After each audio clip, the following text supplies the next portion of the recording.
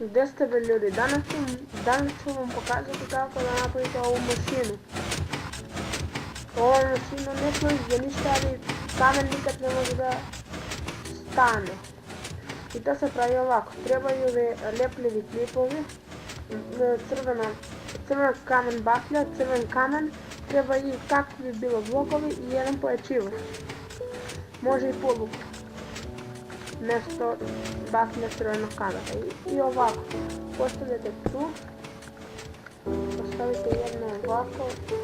I postavite ovamo. Sada tu tako. I sada pravimo ovako. Pojačivač treba da stavite na zadnju jačinu. Ako ne stavite to, neće da vam radi mašina. Isto i od ove strane.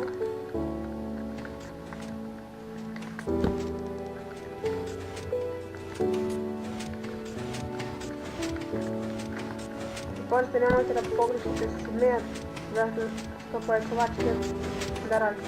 I evo. I tako, sad je samo uzmete kuda bilo ovako i sve će bilo brzo. I to je bilo to za naš tutorial. Lajkujte, komentarište i čao!